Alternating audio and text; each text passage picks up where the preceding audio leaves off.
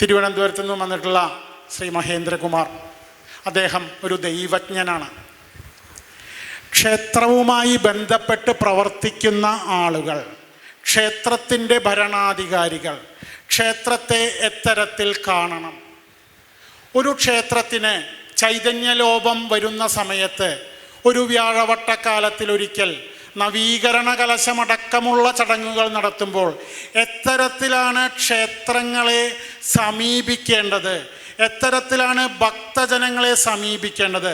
ഈ ക്ഷേത്രത്തിൻ്റെ കാര്യകർത്താക്കൾ, ക്ഷേത്ര ഭരണാധികാരികൾ ഇന്ന് നമ്മളിലുള്ളവർ തന്നെയാണ്. നമ്മൾ തന്നെയാണ് നമ്മുടെ ക്ഷേത്രങ്ങളൊക്കെ ഭരിക്കുന്നത്. അപ്പം നമ്മൾ എത്തരത്തിലാണ് അത് കാണേണ്ടത്? നമ്മൾ കാണുമ്പോൾ, ഞാൻ വന്ന് നിങ്ങളുടെ അടുത്ത് പറയുമ്പോൾ ഇനി എൻ്റെ ഉത്തരവാദിത്തം എത്ര കണ്ടുണ്ട് അത്ര തന്നെ ഉത്തരവാദിത്തം നിങ്ങൾക്കുമുണ്ട്. അത് എത്തരത്തിലാണ് ഒരു ക്ഷേത്ര നവീകരണം നടത്തേണ്ടത്, ക്ഷേത്രവുമായി ബന്ധപ്പെട്ട് പ്രവർത്തിക്കേണ്ടത് എന്ന് അദ്ദേഹം നമ്മളോട് സംസാരിക്കും.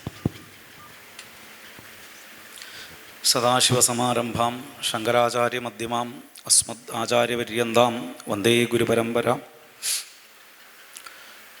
തിരുവമ്പാടി ദേവസ്വവും ഭാഗവത യോഗവും സംയുക്തമായി സംഘടിപ്പിച്ചിട്ടുള്ള ഈ ഒരു സദസ്സിൽ, ഈ ഭാഗവത വിചാരസത്രത്തിൽ ഇത്തരത്തിൽ നിത്യവും വൈകിട്ട് ഒരു 2 മണിക്കൂർ നേരം വിവിധ വിഷയങ്ങളെ അധികരിച്ച് പ്രഭാഷണ പരമ്പര നടത്തുന്നത്, അതിൻ്റെ ഗൗരവത്തെ പറ്റിയാണ് ആദ്യം സൂചിപ്പിക്കാൻ ആഗ്രഹിക്കുന്നത്.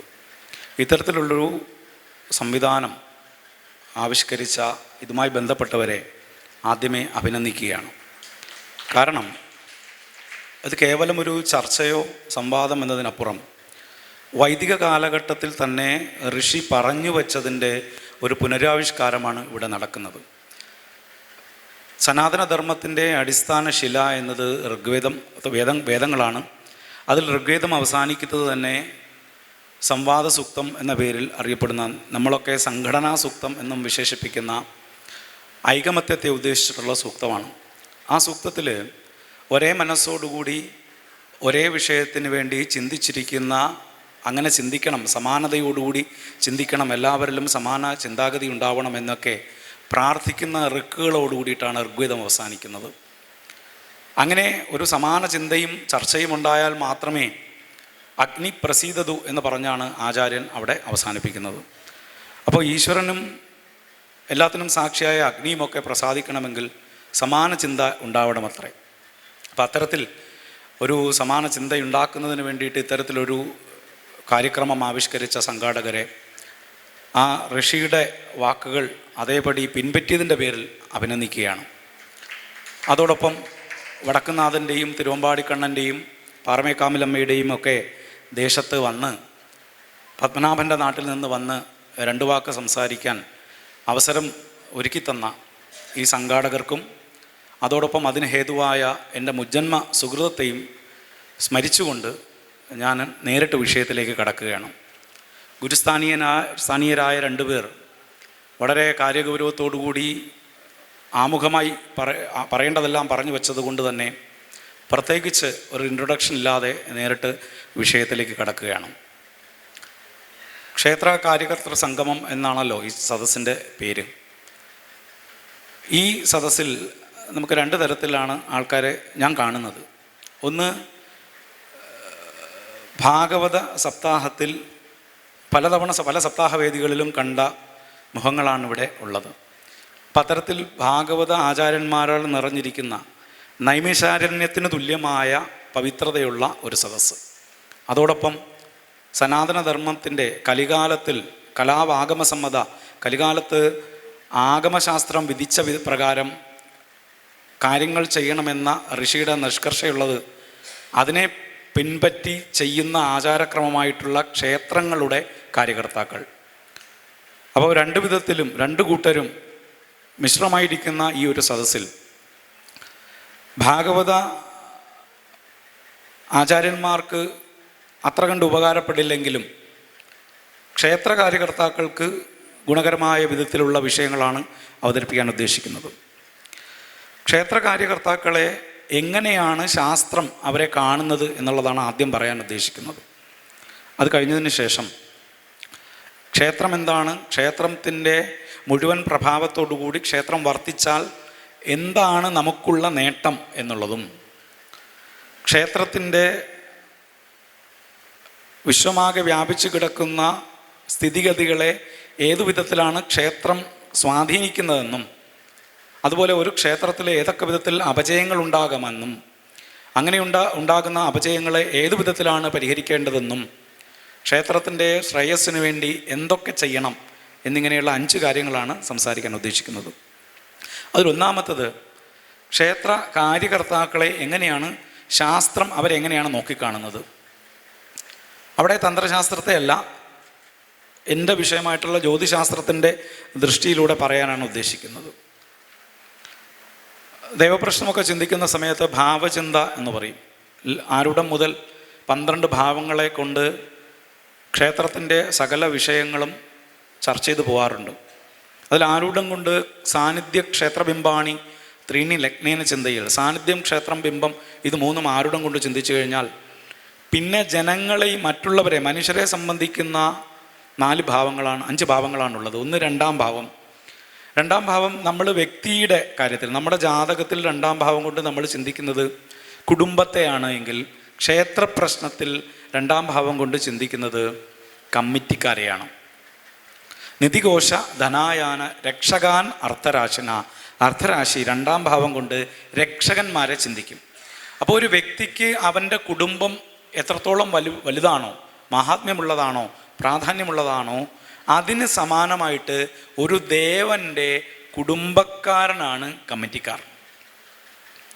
ഇനി അടുത്ത് നമ്മുടെ ജാതകത്തിൽ പാർട്ട്ണറെ ചിന്തിക്കുന്ന, ഭാര്യയെയോ അല്ലെങ്കിൽ ഭർത്താവിനെ ചിന്തിക്കുന്ന 7ാം ഭാവം കൊണ്ടാണ് ചിന്ത്യം ജനപദം ദ്യൂനരാശിന, 7ാം ഭാവം കൊണ്ട് വന്നു തൊഴുന്ന ആൾക്കാരെ ചിന്തിക്കും. അവർ ക്ഷേത്രം എന്ന പ്രോസസ്സിൽ ഭഗവാനോടൊപ്പം ഉള്ള പാർട്ട്ണർമാരാണ്. ഇനി അടുത്ത മനുഷ്യന്മാരെ ചിന്തിക്കുന്ന ഇനി 3 ഭാവങ്ങളുണ്ട്. അതിലൊന്ന് 9ാം ഭാവം എന്ന് പറയും. നമ്മുടെ ജാതകത്തിൽ അച്ഛനെ ചിന്തിക്കുന്നത് 9ാം ഭാവം കൊണ്ടാണ്. അവിടെ നിങ്ങൾ ചിന്തിക്കും ദേവൻ്റെ പിതൃസ്ഥാനത്ത് തന്ത്രിയാണ് എന്നുള്ളത് കൊണ്ട് ജാതകത്തിൽ പിതാവിനെ ചിന്തിക്കുന്ന ഭാവം കൊണ്ട് തന്ത്രിയെ ചിന്തിക്കുമായിരിക്കും എന്നാണ് നിങ്ങൾ ധരിച്ചതെങ്കിൽ അവിടെ തെറ്റി. 9ാം ഭാവം കൊണ്ട് ചിന്തിക്കുന്നത് ധർമ്മേണ പുണ്യം ക്ഷേത്രേഷ, ധർമ്മം കൊണ്ട് 9ാം ഭാവം കൊണ്ട് ക്ഷേത്രത്തിൻ്റെ പുണ്യത്തെയും ക്ഷേത്രേശന്മാരെയും, ക്ഷേത്രേശന്മാരെന്ന് വെച്ചാൽ ഊരാളന്മാർ, അധികാരിമാരെന്ന് പറയും. അപ്പോൾ ഇന്നത്തെ ക്ഷേത്രങ്ങളിൽ നമ്മൾ ഉപദേശക സമിതി അല്ലെങ്കിൽ കമ്മിറ്റിക്കാരെന്നൊക്കെ പറയുമെങ്കിലും ഇത് 2ഉം 9ഉം ഭാവം കൊണ്ടാണ് അവരെ ചിന്തിക്കുന്നത്. എന്ന് പറഞ്ഞാൽ നിങ്ങൾ ദേവൻ്റെ കുടുംബക്കാരാണ്. 2, ദേവൻ്റെ പിതൃസ്ഥാനം 9ാം ഭാവത്തിൻ്റെ അവകാശി കൂടിയാണ്. തന്ത്രിയെ ചിന്തിക്കുന്നത് 12ാം ഭാവം കൊണ്ടാണ്. അത് ചിലപ്പോൾ 12ാം ഭാവം കൊണ്ട് ജാതകത്തിലൊക്കെ ചെലവുകളെയാണ് ചിന്തിക്കുന്നത്. ഇപ്പം ഭാവചിന്തയുണ്ടാക്കിയ ദൈവജ്ഞൻ ആരായാലും അദ്ദേഹം ചിലപ്പോൾ തന്ത്രിമാരുടെ ഒരു കുസൃതി കാട്ടിയത് കൊണ്ടായിരിക്കാം ചിലപ്പോൾ വ്യയത്തെ കൊണ്ട്, ചെലവിനെ ചിന്തിക്കുന്ന 12ാം ഭാവത്തിൽ തന്ത്രിയെ കൊണ്ട് ഒപ്പിച്ച് വെച്ചത്. കാരണം ക്ഷേത്രത്തിന് ചിലവാണല്ലോ തന്ത്രി എന്നുള്ള വിഷയത്തിലാവാം. അത് ഞാൻ വെറുതെ പറഞ്ഞതേ ഉള്ളൂ, അങ്ങനെയല്ല, അതിന് വേറൊരു കാരണമുണ്ട്. അപ്പോൾ പറഞ്ഞു വന്നത്, അതുപോലെ 10ാം ഭാവം കൊണ്ട് ശാന്തിക്കാരനെ ചിന്തിക്കും. അപ്പം ഇങ്ങനെ 5 ഭാവങ്ങൾ കൊണ്ട് മാനുഷികമായ വിഷയങ്ങളാണ് ശരിക്കും ദേവപ്രശ്നത്തിൽ പോലും ചിന്തിക്കുക. അപ്പോൾ ദേവപ്രശ്നത്തിൽ 12 ഭാവങ്ങൾ, 5 ഭാവം മനുഷ്യന്മാരെയാണ് ചർച്ച ചെയ്യുന്നത്. അതിൽ തന്നെ 2 ഭാവം ആരാണ്? നമ്മളാണ്, ക്ഷേത്ര കാര്യകർത്താക്കളാണ്. അപ്പോൾ ദേവൻ്റെ അച്ഛൻ്റെ സ്ഥാനത്ത് നിന്നുകൊണ്ട് ദേവനെ പരിപാലിക്കേണ്ട ഉത്തരവാദിത്വം തന്ത്രി പിതാഹി ദേവസ്യ എന്ന പ്രമാണം കൊണ്ട് തന്ത്രിക്ക് വന്നതോടൊപ്പം തന്ത്രി പ്രതിഷ്ഠ കഴിഞ്ഞ് താക്കോലടക്കം ഊരാളനെ ഏൽപ്പിച്ചിട്ടാണ് എന്ത് ചെയ്യുന്നത്, പോകുന്നത്. അപ്പോൾ പിന്നെ പരിപാലിക്കേണ്ടത് ആരാണ്? ക്ഷേത്രത്തിൻ്റെ കാര്യകർത്താക്കളാണ്. അപ്പം അതിൻ്റെ ഗൗരവം മനസ്സിലാക്കാൻ ഒരു ഉദാഹരണം കൂടെ പറയാം. തന്ത്രസമുച്ചയം രചിച്ചപ്പോൾ തന്ത്രസമുച്ചയത്തിൻ്റെ 1ാം പടലത്തിൽ 4ാമത്തെ ശ്ലോകം കൊണ്ട് യജമാനൻ എങ്ങനെയായിരിക്കണമെന്ന് പറഞ്ഞിട്ട് അത് പറഞ്ഞു കഴിഞ്ഞിട്ടാണ് ആരെ പറയുന്നത്? തന്ത്രിയുടെ ലക്ഷണം പറയുന്നത്. അപ്പം തന്ത്രിയുടെ ലക്ഷണത്തിന് പറയുന്നതിന് മുമ്പ് തന്നെ യജമാനൻ്റെ ലക്ഷണം ഒരു ശ്ലോകത്തിൽ അദ്ദേഹം ഉൾക്കൊള്ളിച്ചു. അതിൻ്റെ അർത്ഥം അത്രയും ഗൗരവം ആർക്കുണ്ട്? ക്ഷേത്രത്തിൻ്റെ കാര്യകർത്താക്കൾക്കുണ്ട്. ഒരു ക്ഷേത്രം നശിക്കണോ നന്നാവണോ എന്നതിൻ്റെ ഉത്തരവാദിത്വം ക്ഷേത്രത്തിൻ്റെ, അതിൻ്റെ ഉത്തരവാദിത്വം എന്നുള്ളതിനേക്കാളേറെ അതെങ്ങനെയാകും എന്നുള്ളത് ക്ഷേത്ര കാര്യകർത്താക്കളെ കണ്ടാലറിയാം ആ ക്ഷേത്രം നന്നാവുമോ നശിക്കുമോ എന്നുള്ളത്. ഈ നശിക്കുമോ എന്നൊരു പദം പറഞ്ഞാൽ നിങ്ങൾക്ക് വിരോധം തോന്നരുത്. ക്ഷേത്രം എപ്പോഴും ഒരേപോലെ നിൽക്കുമെന്ന് ആചാര്യൻ പറഞ്ഞിട്ടില്ല. നമ്മൾ പൊതുവെ പ്രഭാഷകന്മാരെല്ലാം പറയുന്നൊരു സ്ഥിരം പല്ലവിയുണ്ട്, ക്ഷതാൽ ത്രായതേ ഇതി ക്ഷേത്ര. എല്ലാ ക്ഷതങ്ങളിൽ നിന്നും നമ്മളെ ത്രാണനം ചെയ്യുന്നതാണ് ക്ഷേത്രം. അല്ലെങ്കിൽ ക്ഷയാൽ ത്രായതേ ഇതി ക്ഷേത്ര, നമ്മളെ എല്ലാ ക്ഷയങ്ങളിൽ നിന്നും പരിരക്ഷിച്ചു പോരുന്നതാണ് ക്ഷേത്രം എന്നാണ്. പക്ഷെ അതുകൊണ്ട് മാത്രമല്ല, വേറൊരു പ്രയോഗം കൂടെ ആചാര്യൻ അവിടെ പറഞ്ഞു വെച്ചു, ക്ഷീയതേ അനേന, സ്വയം ക്ഷയിക്കുന്നതും കൂടിയാണ് ക്ഷേത്രം എന്ന് പറഞ്ഞാൽ. ഒരു ഭക്തജൻ, ഉദാഹരണം പറഞ്ഞാൽ, ഒരാളൊരു അമ്പലത്തിലേക്ക് കടന്നു വരുന്നു, അയാളുടെ പ്രാരബ്ധങ്ങൾ ആ അമ്പലത്തിലെ നിത്യേനയുള്ള നിയമേനയുള്ള സേവ കൊണ്ട് മാറി എന്ന് വയ്ക്കുക. അപ്പോൾ ആ പ്രാരബ്ധം എവിടെയാണ് ഇറങ്ങിയത്? ക്ഷേത്രത്തിലാണ് ഇറങ്ങിയത്. ഒരാൾ 30 കിലോ ഭാരമുള്ള ഒരു ചാക്ക് കൊണ്ട് ഈ ഓഡിറ്റോറിയത്തിലേക്ക് കടന്നു വന്നു. അയാൾ ഇവിടുന്ന് ഇറങ്ങിപ്പോയപ്പോൾ അയാളുടെ തലയിൽ ചാക്കില്ല എന്ന് പറഞ്ഞാൽ ആ ചാക്ക് എവിടെയാണ്? ആ ചാക്ക് ഇവിടെയാണ്. അപ്പോൾ തന്നെ സേവിക്കാനെത്തുന്ന ഭക്തജനങ്ങളുടെ കർമ്മപ്രാരബ്ധങ്ങളെയൊക്കെ ആരേറ്റെടുക്കുകയാണ്? ദേവൻ ഏറ്റെടുക്കുകയാണ്. അപ്പോൾ സ്വാഭാവികമായും ഈ കർമ്മ ദുരിതങ്ങളെല്ലാം തന്നെ ക്ഷേത്രത്തിൽ നിലനിൽക്കും. അതില്ലാണ്ടാക്കാൻ വേണ്ടിയിട്ടാണ് പല ക്രിയകളും തന്ത്രശാസ്ത്രം അനുശാസിക്കുന്നത്. അതാണ് പ്രാസാദ ശുദ്ധിയാവട്ടെ, രക്ഷോഘ്ന ഹോമമാവട്ടെ, അവിടെ നിന്ന് തുടങ്ങി ബിംബശുദ്ധി പര്യന്തമുള്ള എല്ലാ ക്രിയകളും ഇത്തരത്തിൽ വന്നെത്തുന്ന ദുരിതങ്ങളെ തീർക്കാനാണ്. ഇപ്പോൾ ഗുരുവായൂർ ശ്രദ്ധിച്ചാൽ ദ്വാദശിക്ക് പണം വയ്ക്കൽ എന്ന് പറയുന്നൊരു ചടങ്ങുണ്ട്, കേട്ടിട്ടുണ്ട്? നിങ്ങൾക്കറിയാമല്ലോ, തൃശ്ശൂരുകാരുടെ അടുത്ത് പ്രത്യേകിച്ച് പറയണ്ട. അഗ്നിഹോത്രിമാരെ, 4 ഇല്ലത്തിലുള്ളവരെ ക്ഷണിച്ച് ഭഗവാന്റെ കർമ്മ ദുരിതം, ദുരിതത്തിൻ്റെ ഒരു ഓഹരി ആ വൈദികന്മാരെ ഏൽപ്പിക്കുന്ന ചടങ്ങാണ് ശരിക്കത്. അപ്പോൾ ഇത്തരത്തിൽ ചില കർമ്മങ്ങളുടെ ഒരു കൊടുക്കൽ വാങ്ങലുകൾ ക്ഷേത്രത്തിൽ നടക്കുന്നുണ്ട്. അപ്പോൾ ക്ഷേത്രം എന്ന് പറഞ്ഞാൽ അവിടെ ക്ഷയത്തിന് കൂടെ ഒരു സാധ്യതയുണ്ട്. ആ ക്ഷയം പരിഹരിക്കാൻ ഉത്തരവാദിത്തപ്പെട്ടവർ അവരാണ് ആര്?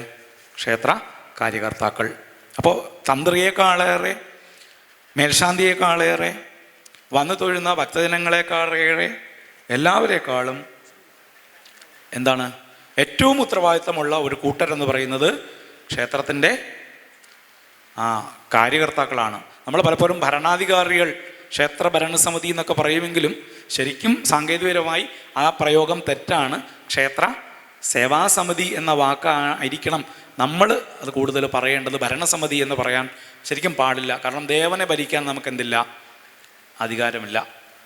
അപ്പോൾ ഇതാണ് ക്ഷേത്ര കാര്യകർത്താക്കളുടെ ഗൗരവം.